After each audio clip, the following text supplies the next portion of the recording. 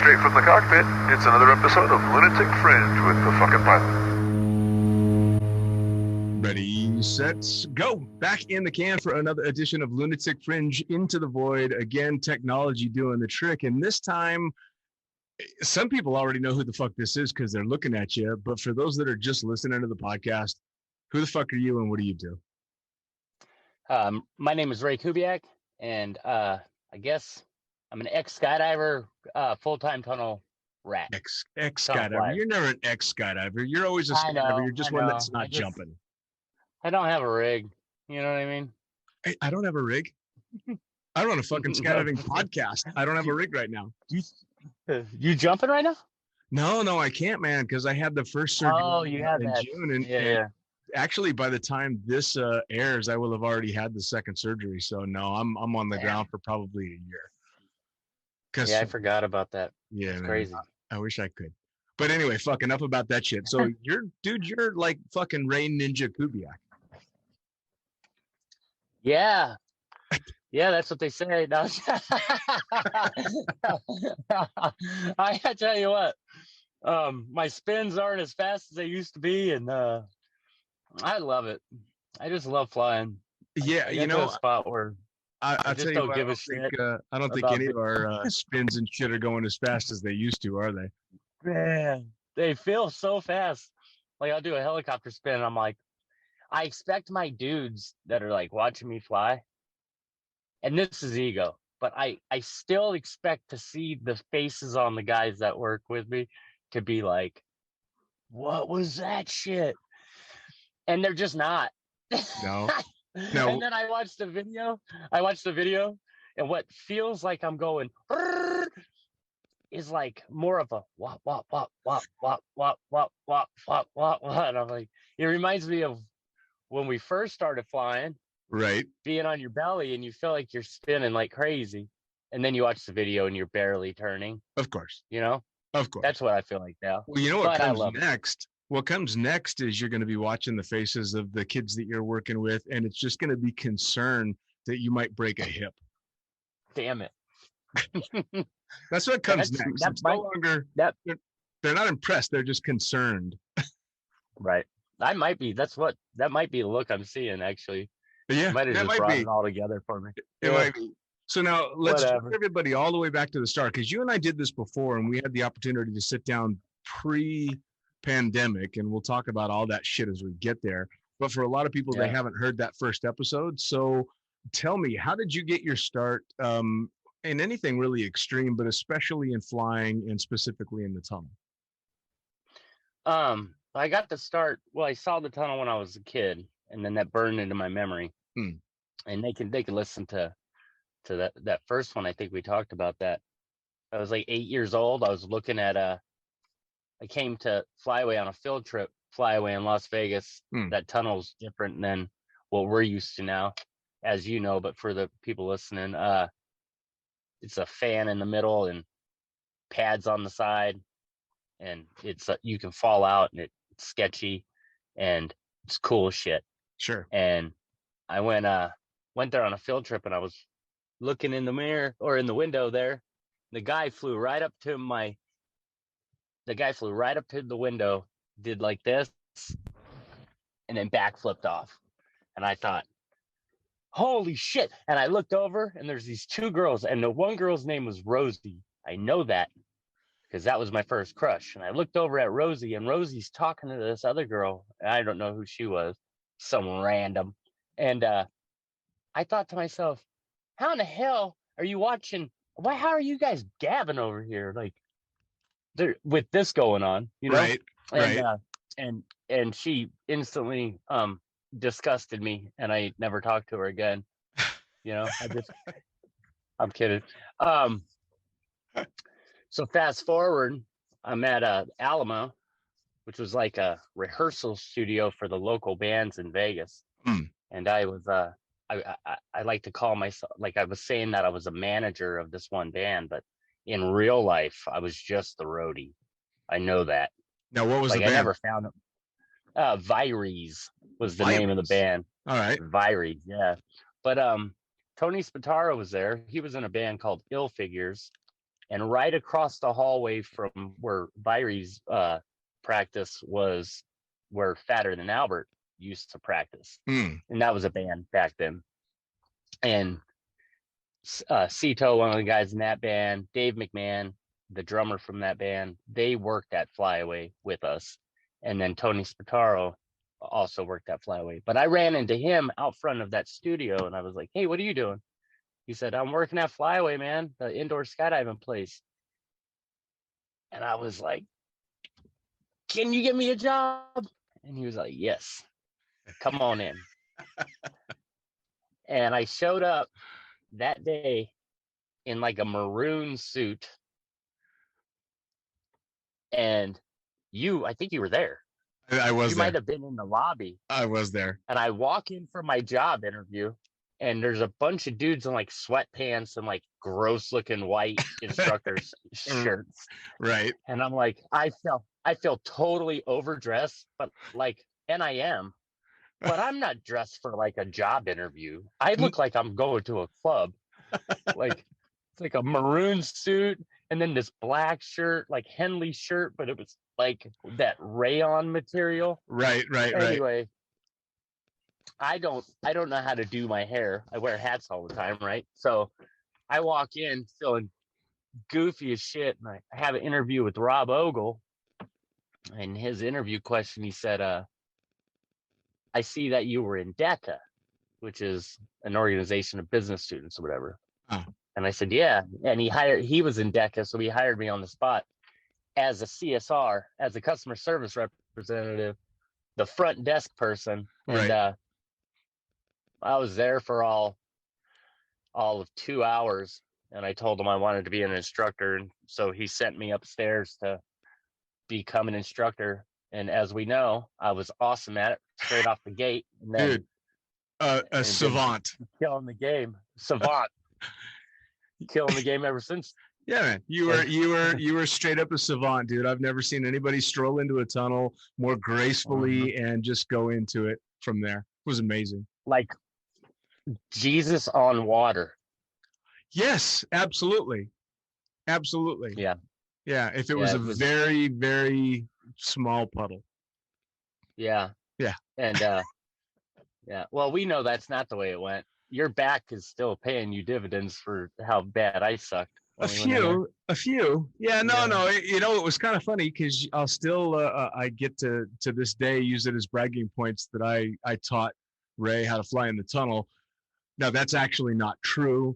I taught you how to not die in the tunnel, and then you taught everybody else what flying really was. So, you know what? About that. Yeah. I'm convinced I've never taught anybody anything. Like I agree when you say like you didn't teach me how to. No bullshit. You taught me how to learn how to fly. All right. You know what I mean? Yeah. Because I tell them, when I'm coaching people, I'm like, look, I can't do it for you. I can give you I can steer you towards what a good rep looks like, and then we're gonna do 1,000 of them. Right. You know. Right. And I'm either gonna look at you and go, oh, no, do this thing, or I'm gonna go, that was it, keep going. Sure. And yeah.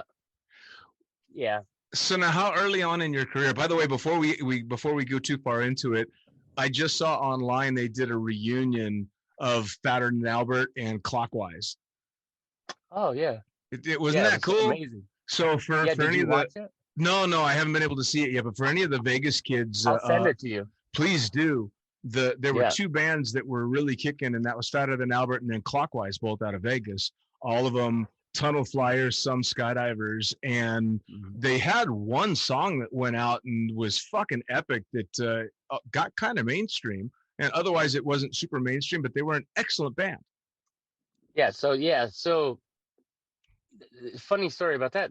They were Fatter Than Albert, which is a cool name. Yes. And then they got signed by some, I think, RCA maybe or something.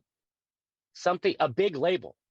But they couldn't be called Fatter Than Albert because the movie Fat Albert was coming out.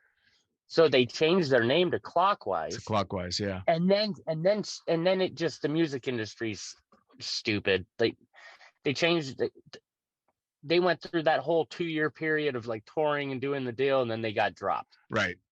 So, Well, I think so what I remember they were doing, it was the Fatter Than Clockwise reunion. That's it. Well, I remember being so impressed when it first came out, because the first time I heard one of their songs was a video shot by Diana's son. Diana was the manager of Flyaway.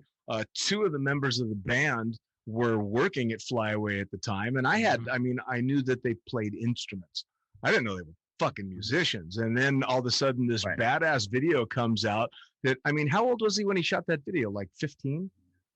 Brady was he was young. Yeah, he was like 16. Yeah, and he cut it together on his computer.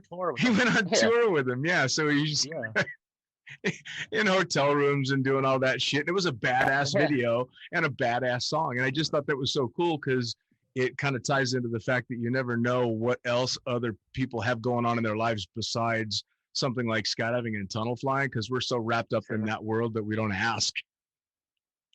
I agree. Yeah.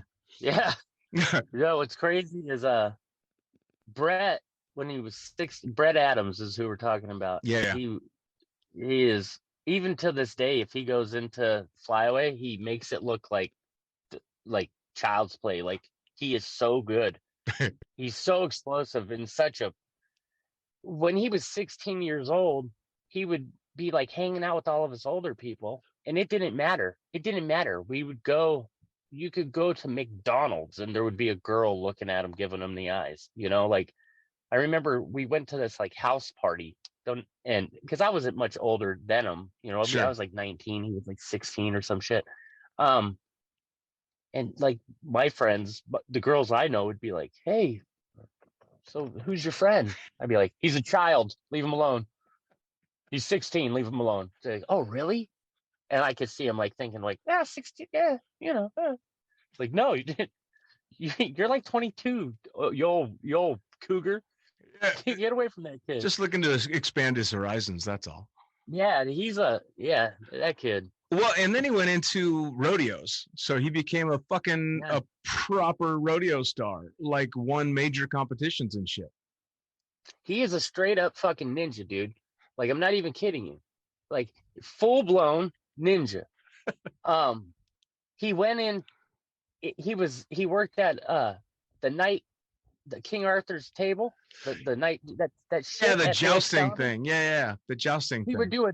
He would do like a triple twisting backflip after getting hit with the joust. Like, they would joust, they would hit him with the joust. He would do a triple twisting backflip or a double twisting backflip, land flat on his back off of a galloping horse. And the medics thought he was hurt every single time he did it, and he did it twice a night. Jesus Christ. Yeah, dude. And then he was a pirate at Treasure Island. Sure. Doing huge aerial stunts off of like the bird's nest thing, whatever the hell that thing's called. He followed in Kevin Love's footsteps on that. Right. That's Kevin, rest in peace, man. He, for anybody that knew Kevin back in the day, he was a badass base jumper, skydiver, videographer, all that stuff, but he did stunts as well. And he got hired on, after he got fired from the Hard Rock, he got hired on doing the pirate show at Treasure Island. And same thing, he's doing these massive stunts off the fucking crow's nest that's 60 feet up. Yeah, it's crazy. Yeah, man, a badass. At night. Yeah. In the dark water. Yes, and they're doing that show. What, they did it every 30 minutes for fucking 6 hours or 7 hours? Yeah, something like that. Man, I was so jealous when Brett started working there. I was like, dude, what are you? Huh? Like, so much fun. Like, that would be so much fun.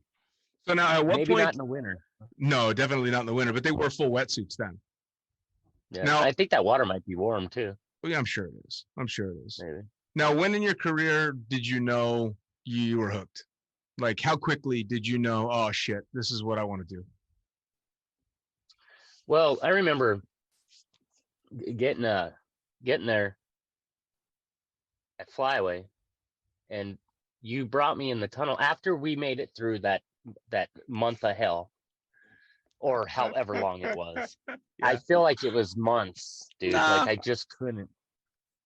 You remember me beating up the pads? Yes. I remember just getting so mad one time I started punching the pads and I'm like 130 pounds soaking wet. Like, right. I can't imagine how funny that must have looked to you to think like, dude, you could punch me as hard as you can and it wouldn't do anything. I remember you looking at me one time and you were like, I did something cool, like a flip or a flip with like a half twist. And you're like, dude, you're going to be good at this. And I just ran that in my head. Like it was gospel. I was like, well, he knows what he's talking about. Like, so it was like the confidence I needed, but no, I think I knew when, this is going to sound stupid, but, I loved going to work, man. Like I remember laying in the pads one night after we were shut down and we were all flying and just laying there. I mean, there was Flyaway Tennessee and Flyaway Vegas and the Aerodium, right? Yep. As far as we knew. Yep. You know, Skyventure and iFly didn't exist. Nope. And I was just laying in that pad looking up and thinking how lucky I am. I'm probably the only person in the world doing this right now. Like, I remember thinking that. I remember when the pool was so small that there was maybe 30 of us on Earth that did it. Yeah. You know? Yeah. At any one given time, it was like, it was exciting and just fun and different and hidden. And like, nobody knew what the fuck we were doing. Like, it was just like our own little thing. Yes. You know? Well, I remember when cool were you working? We were just having it. Like, were you working there when we had the Flyboys come down when Eli and Fritz came out? Yeah, that was the most exciting stuff ever for me when I was a kid. Right. I remember when they came out and they thought it was just the coolest fucking thing in the world. And I remember thinking something similar. I was kind of shocked. I'm like, these are the fucking Flyboys. Like, I've been watching their videos and I've got, hero worship of these guys that are younger than me, but I've got hero worship for the shit that they're doing. And they're like stoked that they get to come fly where I work every day. Yeah. I remember thinking that was the coolest fucking thing ever. Yeah. Yeah, me too. And I remember loving when they would come. Well, and you got to fly a bunch of cool people in that tunnel as well, though, didn't you? I mean, you had a couple of brushes with fame in that tunnel. Yeah. Yeah, I got to fly Tony Hawk. That was pretty cool. Yeah, man. Tony Hawk and Danny Way, Mike Escamilla. And then Travis Pastrana, which we're still in contact with him. Really? Yeah, no, he still flies. Like, yeah, he digs it. Like, so what do you know? his daughter flies. Like, it's cool as shit, man. You're buddies with Travis fucking Pastrana? I want to say, I don't know if we're yeah. I mean, he's not calling me over his house for Thanksgiving dinner, bro. You know what I mean? If he sees me out in public, he probably doesn't know who I am, but it is pretty cool. Yeah. It is pretty cool to like see that stuff. Nothing's funnier though than when somebody gets starstruck, because I don't get starstruck. Right. I know that they're humans. I grew up in Vegas. It's like, whatever, dude. I remember when I was a kid at the airport, Sugar Ray Leonard, the boxer. Yep. My dad was like, go get his autograph. And I remember thinking, I was like 10. I was like, why would I do that? He's like, go get his autograph. It's like, I don't want his autograph. It's like, why would I do that? Nice. Like, yeah. When Tony Hawk flew, I took a Polaroid picture of myself and signed it and gave it to him.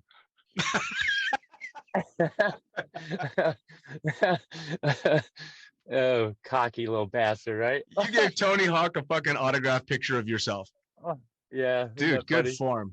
Good fucking form. Yeah. It was funny. What sparked that? Just you being Ray? Yeah. There was a Polaroid on the flight deck for whatever reason. And I took a picture of myself and it opened up and I, doing that thing real quick, and it's just a picture of me going, and I think I wrote, keep chasing your dreams, kid, you'll get there someday, or something, and then signed it.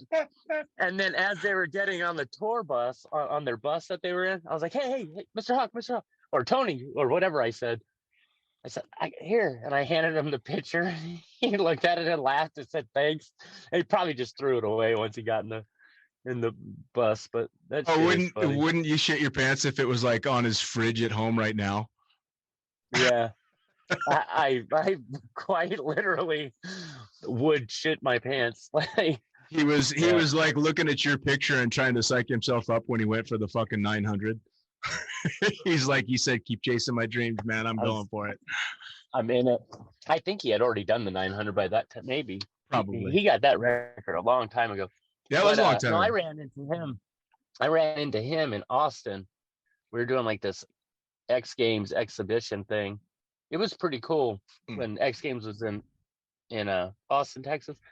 And a bunch of athletes and stuff came to the tunnel, and we were there, and it was like this special party that I got invited. It was awesome. And he was there, and he didn't recognize me. So I imagine if I was on his refrigerator, he'd have been like, "You look strangely familiar." I feel like why does this guy look so familiar? It's there subliminally. It's in the back of his mind. Right. So you sparked it all off in Flyaway, and then Flyaway, obviously, for those that don't know, Flyaway is a fucking blast. It's a shitload of fun, but as far as learning modern tunnel flying, it's not up to speed. No pun intended. Yeah, it's not there yet. It doesn't have wall-to-wall air. It's got 120 max of air. You got to wear big baggy suits, which it's fucking great, and it taught me how to be a good cameraman because I learned how to fly cloth. But it doesn't teach you to be the body pilot that you do in modern tunnels. So when you finally moved on from Vegas, where was the next trip, and was it intentionally for tunnel? It was. So I was jumping back and forth from Vegas to Utah, right? So I'd skydive the summer in Utah, and then I'd winter in Vegas at the tunnel. And I did that for 2 or 3 years, I think 3 years. And then the tunnel in Arizona was opening up, so I went down there and got my gig. And that was super exciting times because tunnel flying was still relatively newish. Sure. And there still wasn't a whole hell of a lot of skydivers that like could do it. Right. And so I'm just watching this thing build in the desert, knowing that I'm gonna blow their fucking brains out. Like I know they're gonna see what I could do, and they're gonna be like, oh, because it was special. That now it's a dime a dozen, but man, back then, man, you can imagine seeing people, like 2 people flying head down at the same time was like like, whoa, absolutely. That's crazy. Like, well, you remember when we would have the big groups of jumpers, and I'm sure you were working the day that we had the USPA symposium, and we had all the fucking DZOs come in to fly, and amazing skydivers. They can run some drop zones, but holy fucking shit, they could not fly. No, they sucked at it, and that did not help. That did not help my psyche, man. That didn't to watch the flyboys suck in our tunnel and like fake so bad. Like jump up in the air and get the head down and take a picture. Remember? Yes. And Fernando just trying his hardest to get the shot, like, and just thinking, why don't you just fly? Like, and thinking, man, I'm gonna go take their gold medals. That's what I'm gonna go do. That's what I'm thinking in my head. You know, go do a skydive and then pull my parachute and not be able to hit a 4-acre lot. Like, how big was that landing area? How big was it? I couldn't hit it. Yeah, you know, pretty fucking big. Well, you better pump the brakes if you think you're going after Mike Ortiz's gold medal, son, because that ain't happening. Like, right? Yeah, it's a long road. Like, so when Utah finally did open up, what happened? So Arizona opened up. And Arizona, yeah, it was exactly the way I thought it was going to be. But all right, so before that tunnel opened up, I loved it because I got to make friends with all of these people before they knew that I was a ninja. Do you know what I mean? Like, yeah. I got to be the actual friends, like not people that liked me because I flew good or something, you know. That's the dumbest reason to like somebody. Like, so I'd make, having drinks with people, talking, like, and I was able to just not. I didn't have that. It was good for me too. I didn't have that to like be my one trick pony. That's who I am, you know. Right. So I had to make my name amongst them, without a wind tunnel, and for almost a year and a half. So I get on the packing, or I get on not packing. Who are we kidding? I get on Fun Air, Right. and they don't have a slot for me. They don't have a slot for another cameraman to shoot. It's Mike McGowan's gig, and he's got Wes was running it, and they had their roster. Yep. And I charged up my batteries because cameras took batteries back then. I charged up my batteries, and I had my camera gear all ready, and I went and sat on that bench. I was the first person there every morning. And I had to do that for about 4 days, and somebody didn't show up for their shift because skydivers like to drink and party. Yeah, man. And I knew it was going to happen. So I just waited. I waited for a slot. And in 2 weeks, I went from like number 8 on the roster to it was Wes, Travis Mills, and me. And then the part-timer people, you know? Yeah. And it was like middle of summer. So it was easy to kind of get that slot. Sure. People bail out in the summer. Oh yeah. And then the winter season came through, and we just had a blast, man, doing the thing.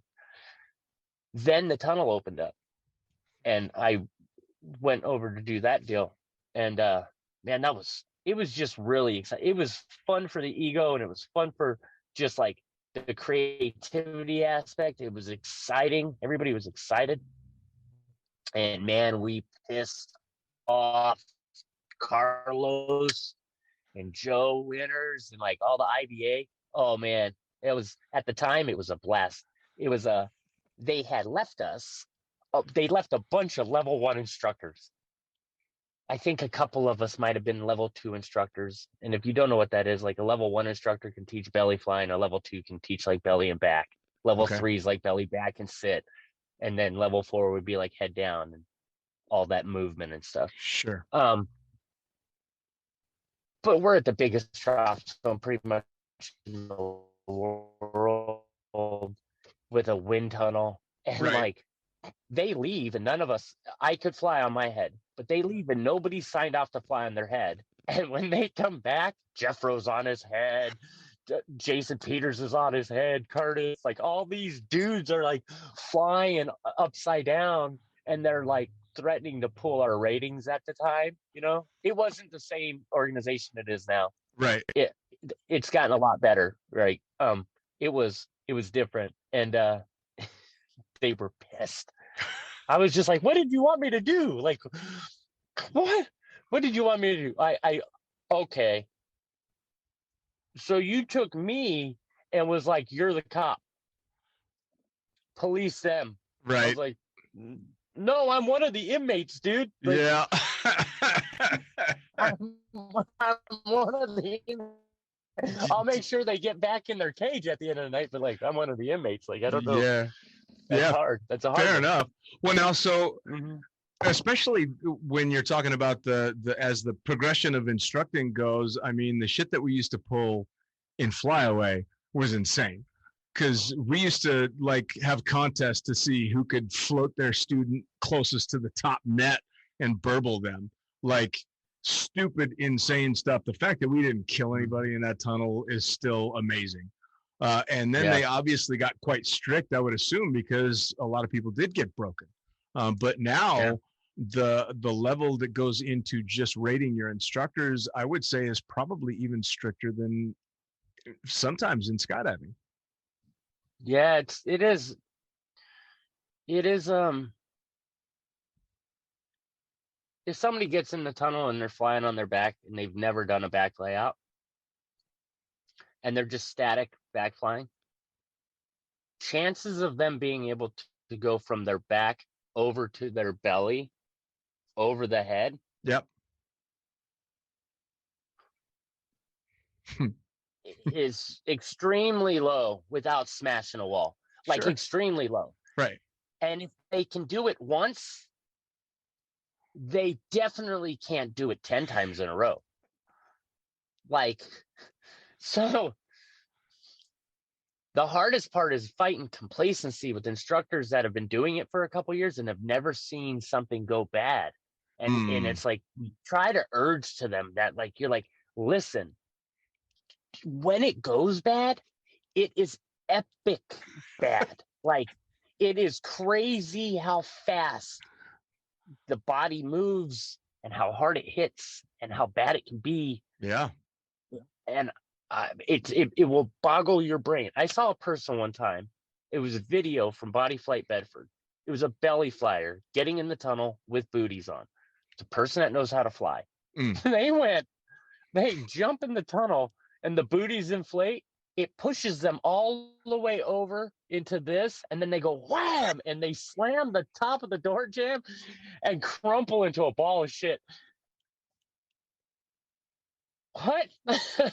Like, how do you train for that? You know, so it's like, but the instructor, you know, is miles away from the door when the person's getting in, and that shouldn't be that funny, but it fucking is.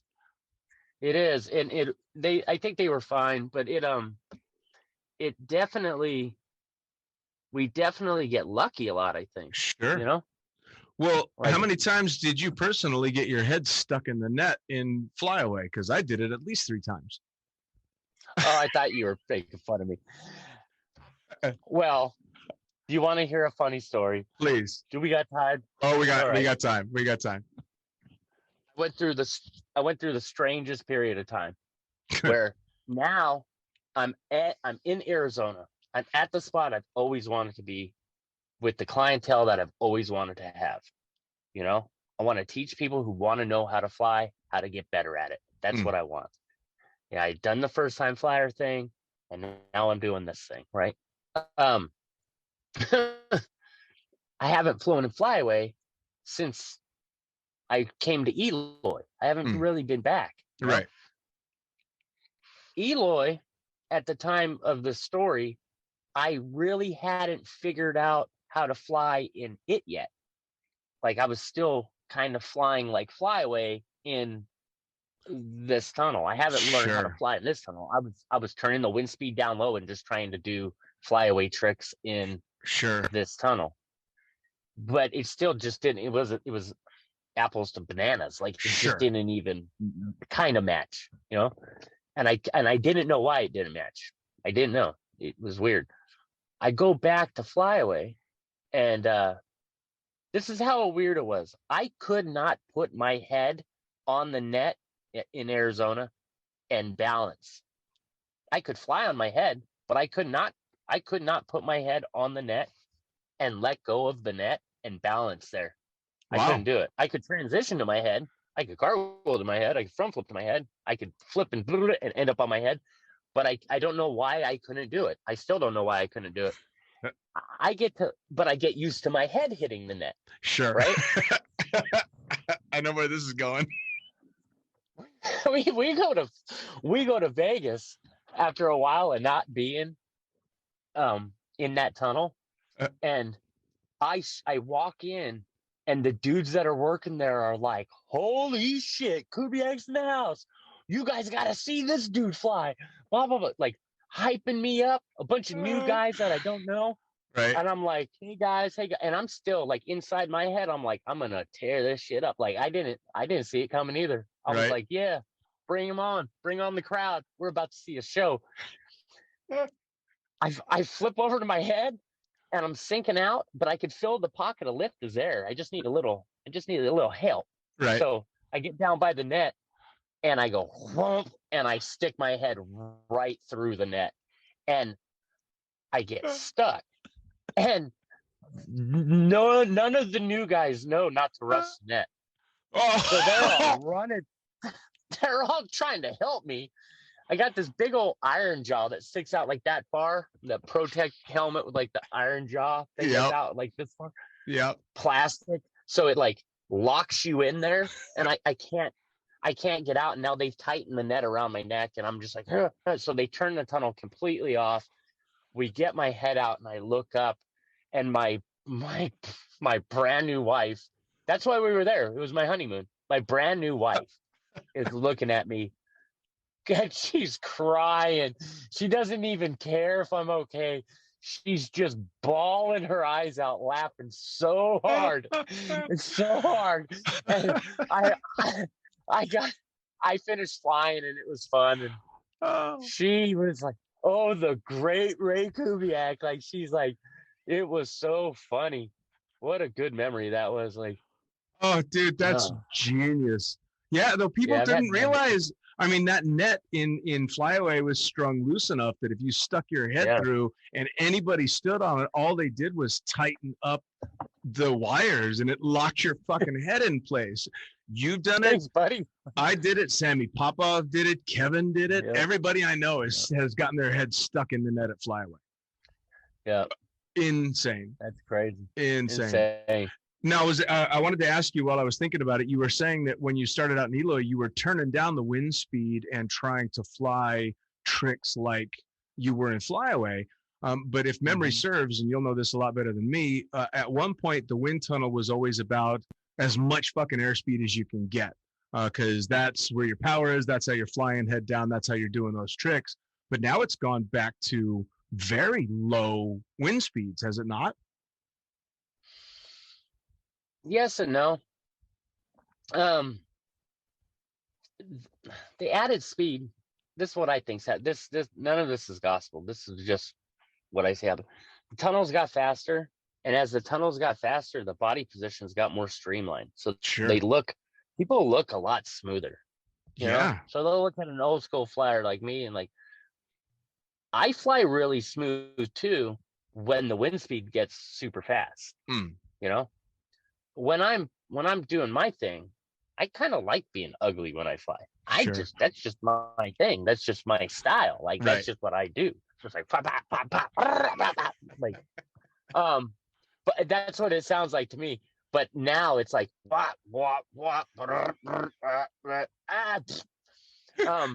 pretty soon you'll be able to lay the Benny Hill soundtrack over the flying.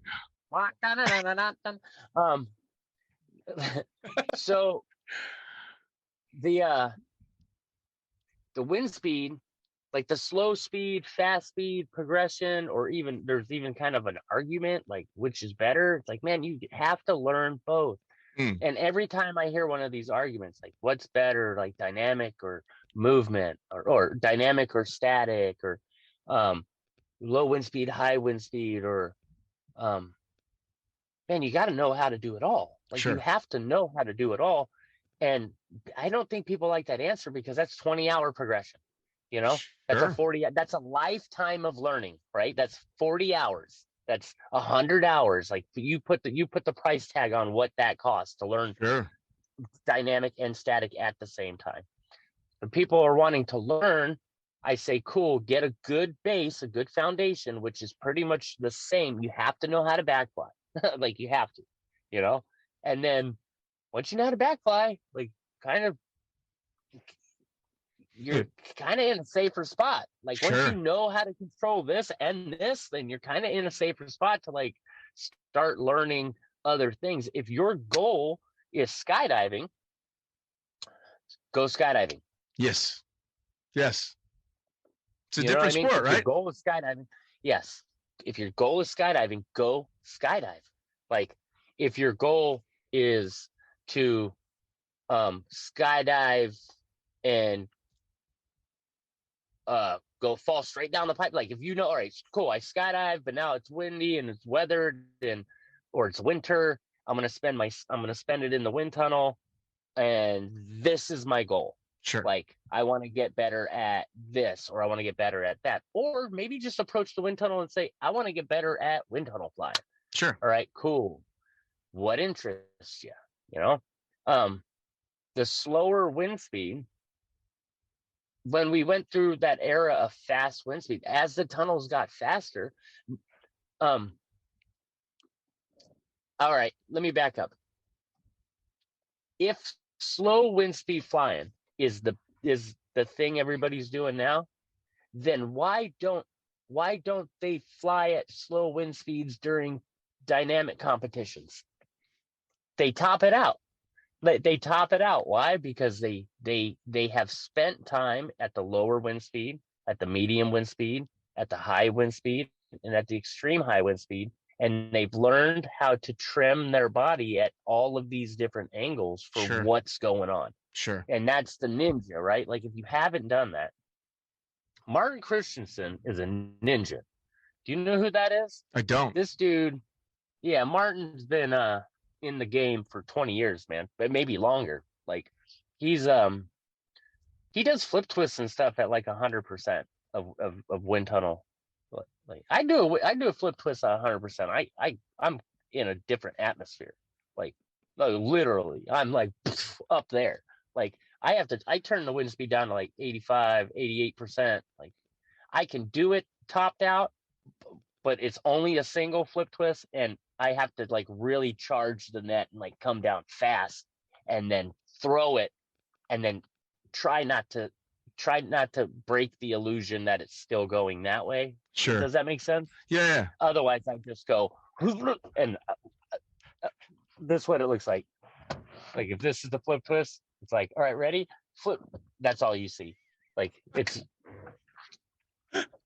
now, let me ask, have you got one of these the Windberg kids, they're doing crazy tricks and stuff at extremely high wind speeds.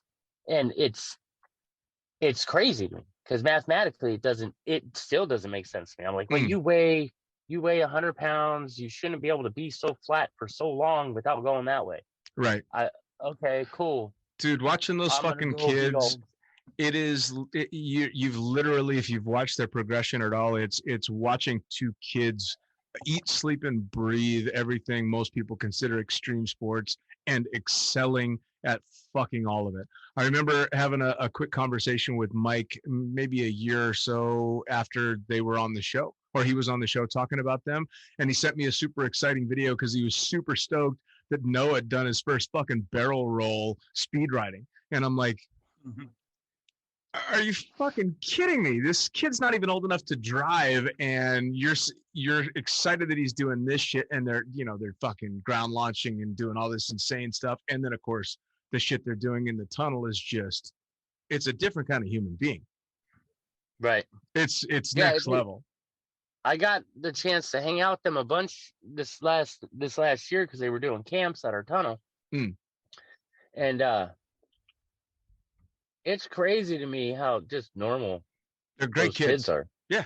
They're just normal ass kids, man. Like they're like so like like, yep. Hey, what's up, Noah? He's like, no, what's up? Yep. Like, no. All I could ever think is if that was me, I would have been thrown out of school because everybody would have fucking hated me because all I would have done was run around showing everybody videos of the badass shit that I was doing. And those kids are like, yeah. What do you do on your off time? Oh, stuff with dad. Yeah. It's insane. Yeah.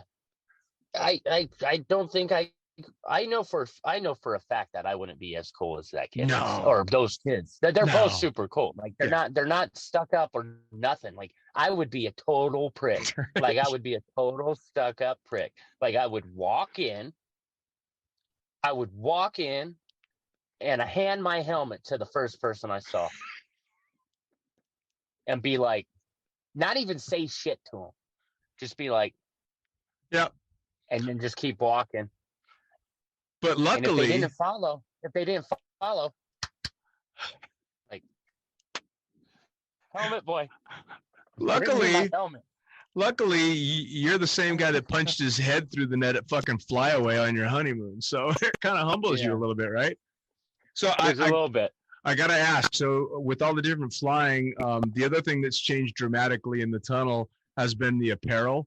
Because you went from flying, and the last time I physically was with you when you were flying, you were in a suit that you could have fit 5 people in. Just this massive suit. Now, are you wearing one of these suits where I'd be able to tell if you're circumcised or not? Maybe. No. I don't want to. For as much as I want to see you're flying now, I go the suit. So the suit you're talking about, for the most part, is like the Flex series. Yeah.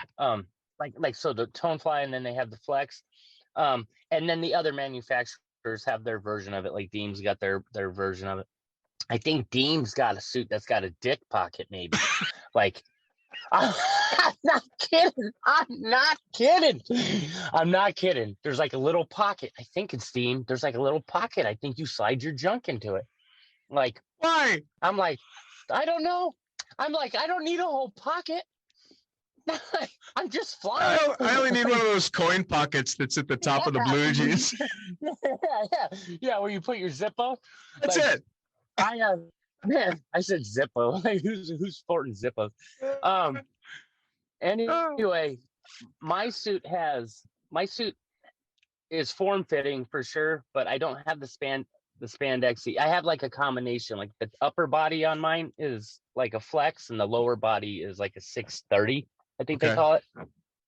And it's a dope combination. I love my suit. Like, no, what I've noticed with the progression is when the suits were not flyaway baggy. That was ridiculous. Yeah. When people have more drag, it was easier to teach them how to fly static head down.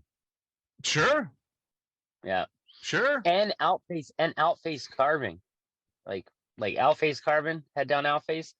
It was it's a little easier when you have a little bit more drag on the legs. So every once in a while we would just throw free fly pants on somebody when they're learning that. And then sure. It's funny though, because as when we opened up here, we had a bunch of big old military size dudes wanting suits, and then looking at what we're wearing, and then like modeling themselves after that. And I'm like, and they like looking like the suits are spray painted on these like Greek gods, I'm like, oh great, you weigh, dude, you're like 240 pounds and you want to learn how to fly head down and you're wearing nothing. Yeah. Like, this tunnel's fast, but geez, man, I don't want to have to turn it up that fucking high. Like, I don't want like, and so then it's like, hey man, you want to learn how to carve? Because it's probably easier progression for that dude. Like, for me to teach that guy, like, yeah. Oh yeah. So now remind everybody where you're at now. I'm at I Fly Virginia Beach. Nice. And yeah, been here for 7 years. Really? So yeah, it's crazy. Fucking hell. We're going into our 7 years. It blows me away. The pre-podcast, we discovered that it was 2 fucking years ago that I had you on the first time. Which brings me to the next subject, which is, feels like yesterday, man. I know, but it was fucking pre-pandemic. So how has the last 2 years been for, not just for Virginia Beach in the tunnel, but for you specifically? Man, I've had the weirdest last 2 years of my life. Like, no, seriously, been surrounded by people with coronavirus, to the tune of my wife had it. Right? I was kissing her. I didn't stop kissing her. Like, I was like, I mean, I'm not talking like, but like, I peck her on the cheek, like lay next to her all night. We didn't quarantine from each other. Right. I quarantined from work and stuff, but like, I didn't get it. Like, my son had it. My son and my wife both had it. My other 3 kids and me, we never got it. Like, I still haven't had it. Yeah. Like, it's nuts to me. Yeah. And then I'm so the way I felt as a kid, as a young punk teenage kid, has just come back. I was right. Like, that's all I'm thinking in my head, is like the only time in my life where I'm like, oh my God, I was right. Like, it has nothing to do with anything but class warfare. I believe that when I was a kid, that they don't even believe what they're saying. They're just trying to get you and me to fight. That's it. So they find a polarizing issue and they run with it. And I was like, man, and I've witnessed that happen. Like, but inside my own head, we're like, every day, even now, I wake up and I go, oh shit, I got corona. Right. Or like, I'm like, oh my God, I feel like shit, I got corona. And I'm like, oh no. I just like to drink. I'm like, oh, no, I'm just, all right. No, I just like to drink. I got it. All right, cool. And then this like, get the vaccine, don't get the vaccine. It's like, dude, all right, I'll get the vaccine, but stop yelling at me. Like, or why do you want?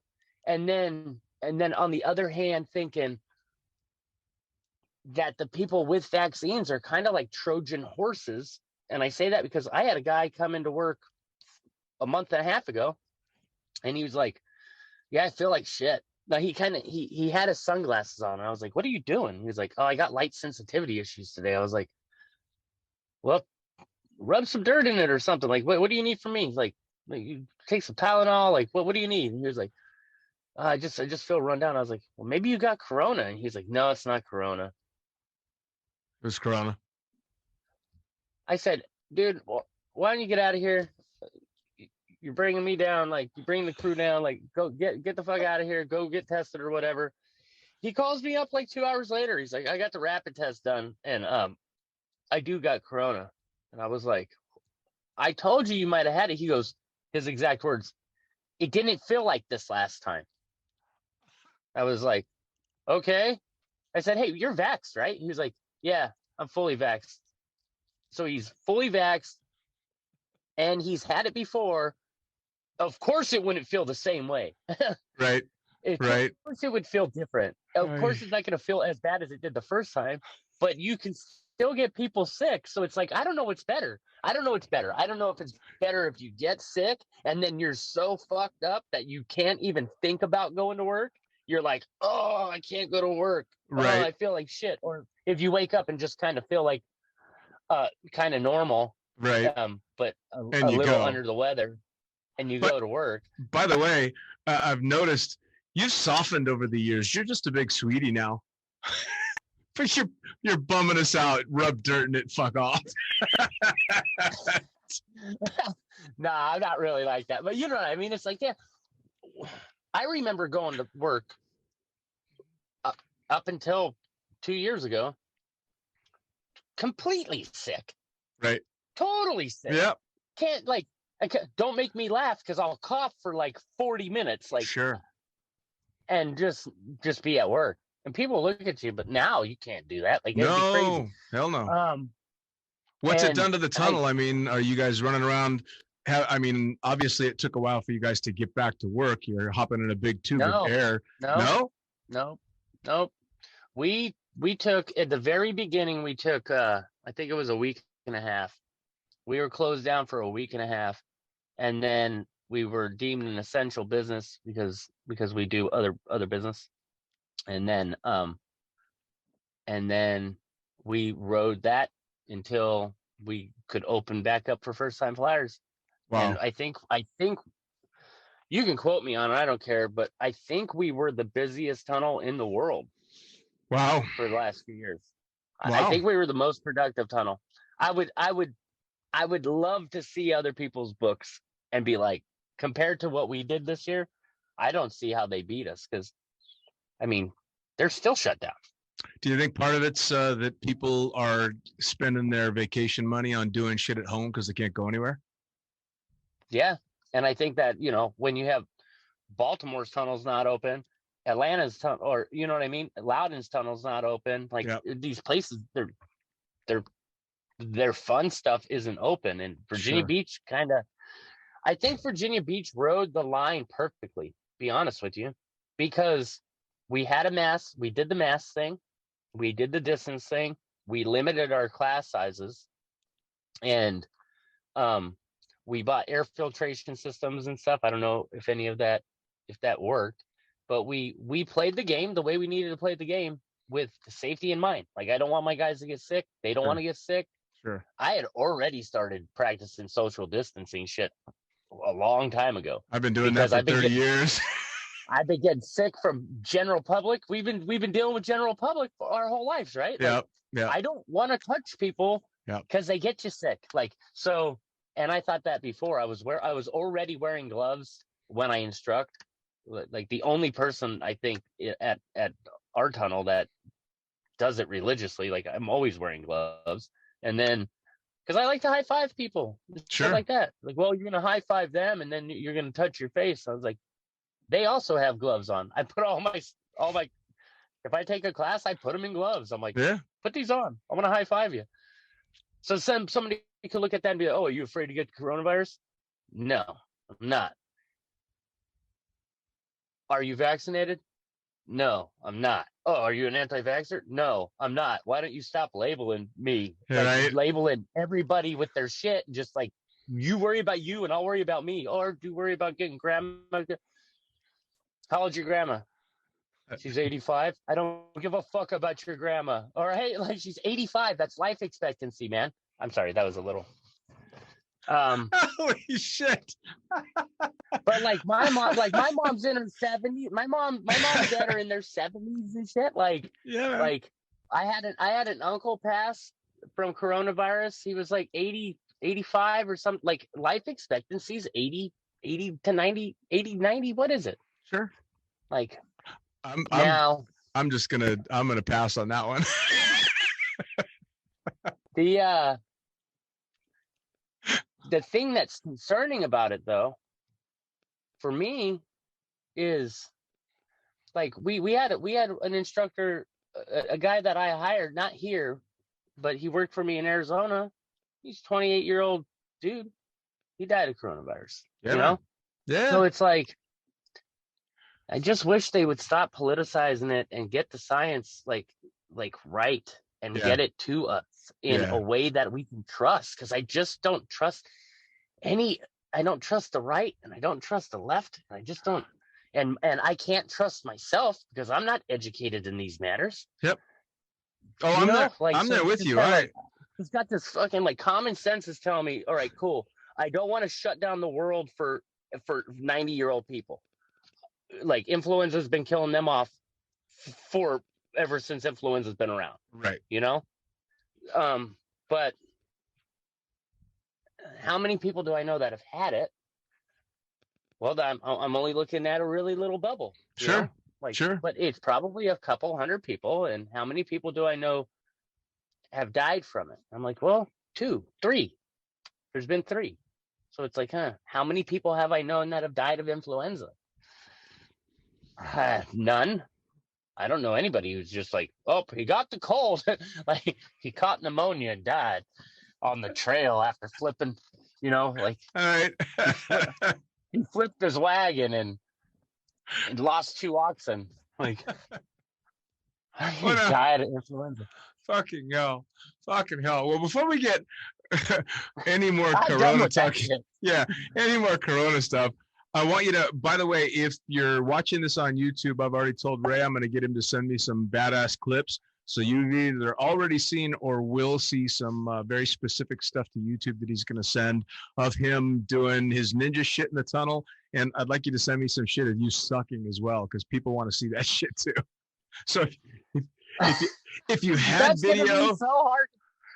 Oh, look at this. Do your best. Because I have a tendency not to try to keep the stuff that sucks, right? Like you erase it. Well, regardless, you're gonna send me a bunch of stuff. Or it's on VHS tape, like. Yeah, I've got that problem as well. I've got like fucking 200 tapes that I can't access right now. Yeah, the mini DV, like all of my cool shit's on the mini DVs, and I can't even play them. Well, you'll just have to send me. You just have to send me ninja shit then. Yeah, there's the stuff that's on YouTube already. Yeah, but I need you to send me cool shit for me. You got YouTube. I want my own shit. Yeah. So yeah. Tell everybody as we wrap things up how they find you, how they find your organization if they're not near you to come flying in the tunnel. Where should they go? Give me all the social media and all the contact shit. Well, I don't really do the socials all that much. I mean, I fly at Virginia Beach. Yeah. I have an Instagram and a Facebook that I don't ever really look at anymore. Like, except when you get messages from me, which is cool, but it still takes like 4 days to get back to you. You know what I mean? I don't expect much. Yeah. I open it up. I look at like the first 5 stories, and then I close it.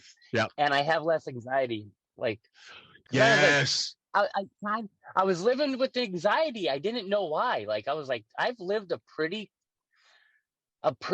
dope, stress-free life. Like, my life hasn't been all that stressful. Like, I have kids and this and that, but like, there's no reason for me to have these sudden bursts of anxiety and like this weird stuff going on. Right. And I just decided not to look at. I realized that the less I looked at my phone, the less anxiety I had. Oh, dude, it was amazing. Like, so I've just kind of been riding that. I wiped off the news app. I took the news app off my phone. I get no alerts from fucking anything. The only reason I'm as active as I am is because I'm trying to catch up with fuckers like you to do this stuff. Right. So I'm kind of stuck in the social media loop, but it is what it is. Right. Now, speaking of that, especially, I was going to say, speaking of kids, why the fuck are you in your car? This is the only quiet place you could find to talk to me. This is the only quiet place I could find. Like, and it isn't so much the kids. Like, the kids are loud, yeah, but like the dog, I have a bloodhound. Oh, Jesus. So like we would be hearing whoo, like the whole time. Like that dog can, she gets triggered by anything that's happening outside. Of course. And yeah. Well, so fair we enough. would have to be fighting that. Oh, I just think this is great because this is the first attempt at Zoom that's going to go on YouTube. So I don't even know if I did this right. This is the first one. Yes. I don't even know if there's going to be fucking video, but if there's video, I think it's great that it's fucking Ray Ninja in his car. This is my office, friend. Perfect, man. But I hope I didn't get, I was trying to skate the line politically with the Corona stuff, but like, dude. I don't know. But when it comes down to it, I don't know how I feel about it. Like, there's no hill for me to die on because I honestly don't know. Yeah, I honestly just like I'm waiting for the first good solid argument that I can't poke a hole in to be like, all right, there's the answer. Yeah, but I can't. Like, I mean, I think I'm kind of like you in that I'm just trying to do my best to stay safe with what I know and trying not to be stupid. Right. That's about it. And trying not to be up in people's faces, like like, well, here, spit in my mouth. Right. Just spit in my mouth. outside of this life doing the podcast and all that stuff, I'm the most anti-fucking social person I know. Like, it's people don't even walk within 50 feet of me because I just growl. So I've turned into that guy. So I'm fine with that. I save all my happy stuff for when I'm talking to you guys, and then when I'm out in the real world, nah, I'm good. I'm good. Let me look at that setup. That is dope. Are you still in the bathroom? Yeah. So no. I've moved out of the bathroom, buddy. I'm fucking full blown studio here. You're on spot. Yeah, man. So it's a full studio, 2 seats. I got my fucking NZ Aero Sports. I gotta definitely show props to the kids. Yeah. Yeah, cool. man. It's good stuff. It's good stuff. All the fucking good stuff. Lighting and all kinds of shit, man. Let's just put it this way. My buddy JP was the one that talked me into the audio podcast 3.5 years ago now, and he's been pushing for me to do YouTube for a long time, and I fucking didn't want to because I knew the minute I did it, I'd end up with this. Yeah, why not? Yeah, but you're made for it. I didn't. Oh, dude, I didn't want to. And now, oh well. Luckily, you got the guest chair there. Got the guest chair there. Well, normally I'm sitting over there, and so I got the whole setup. But it's been a lot of fucking fun. The podcast is doing great. People seem to be really digging it, and so one of the cool things that I'm doing is they're not all going to be on YouTube. So I get my guests that are just on audio to send me video clips of the cool shit that they're doing that I can release on the YouTube as well. And then with this one, again, if I don't fuck it up, I'm going to mix in some of your videos with this chat, so everybody that's watching on YouTube gets some special shit. Yeah, dope. All right, brother. Cool. Fucking hell, man. I wish you all the best, man. I'm stoked that you're doing this. Yeah, man. It's cool. And I'm you excited for you. Nothing but success for you, especially in the new year. Happy New Year, by the way. Hey, Happy New Year. Awesome. Yeah, I'm looking forward to 2022, man. I got one huge project coming up. Oh yeah. And I can't talk about it at all. So that'll be episode number 3. That's my teaser. That's episode number 3. If I get what I need, if what I need happens, I need to do an episode 3 with you. Awesome. because I need to tell the world about it, and you get the exclusive. Dude, all you got to do, drop a dime. You let me know. I'm there. I'll climb in the studio anytime, day or night. So I'll just sit here and listen. My guy. Anytime you're ready. Ray, man, I love you. Thank you so much. Love you too, bro. Cool. Have a great day. You too. See ya.